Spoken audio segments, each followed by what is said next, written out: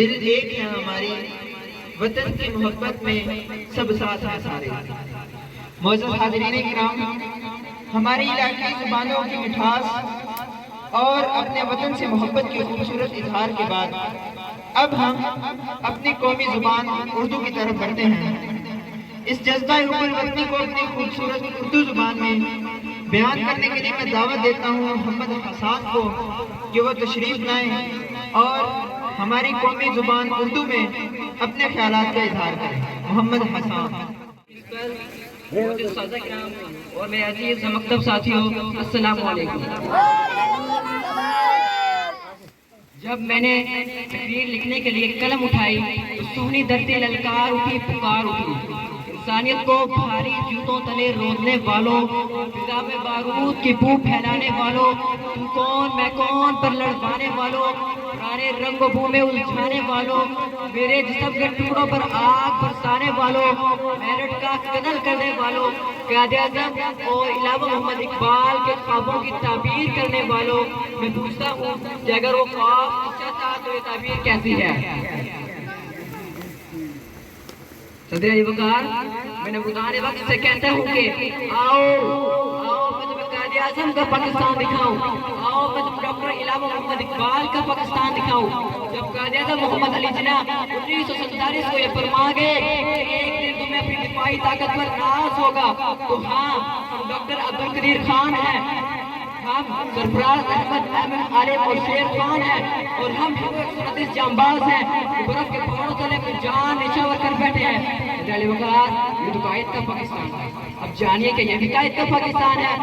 چائے کی پتی میں رنگ ملا کے بیچنے والا چائے فروش، خالص دودھ کی آواز لگا کر پانی اور پاؤڈر ملا کے بیچنے والا گوالا، اصول بیچ کے مسرت حاصل کرنے والا حکمران، گوشت کے پیسے وصول کر کے ہڈیاں توڑ کے دینے والا کساب، قلم بیچ کے پیسے کمانے والا صحافی، سبھی میرے ملک کو بد سے بدتر بنا رہے ہیں۔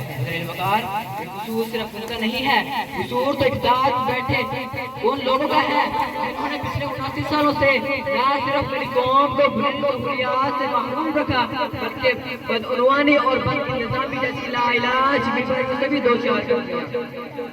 تو علی وقار، یہ افسوس کا مقام ہے، یہ افسوس کا مقام ہے کہ آج ہمارا ملک بدعنوان ترین ممالک کی فہرست میں ہے۔ اصول بیچ کے مسلط خریدنے والوں، نگاہ اہل نظر میں بہت حقیر ہو تو وطن کا پاس تمہیں تھا نہ ہو سکے گا کبھی، اپنی حوث سے بندے ہو بے ضمیر ہو۔ صدر علی وقار، جب میں نے اقبال کا تصور ان جوان شاہینوں میں تلاش کرنے کی کوشش کی تو میں دیکھا یہ نوجوان اپنے ہاتھوں میں ڈگریاں تھامے لاچار مزدور چوراہوں پر خودکشی کی بھیڑ چڑھنے کو ہیں۔ صدر علی وقار، یہ اقبال کا پاکستان تو عزتوں کا محافظ ہوا کرتا تھا، لیکن میں آج اس ذہنت کو کہاں چھپاؤں؟ میں آج 8 سال 5 سال اور 3 سال کسی سے کیسے بیان کروں؟ افسوس، مجھے اقبال کے سامنے منہ چھپانا ہی پڑتا ہے۔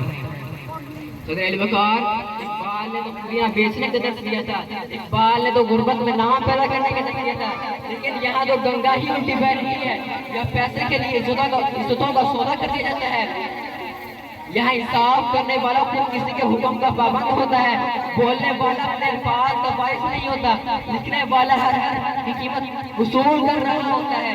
صرف یہی نہیں، آج میرے ملک میں پڑے مریض ڈاکٹروں کے غلط رویوں کا شکار ہو کر جان کی بازی کھو بیٹھتے ہیں۔ آج میرے ملک کے مظلوموں کو انصاف اس کی موت کے بعد ملتا ہے۔ صرف یہی نہیں، جنہیں زندگی کا شعور تھا انہیں بے دری نے مٹا دیا، جو گرا تھے سینہ خاک پر وہ معتبر بنے بیٹھے ہیں۔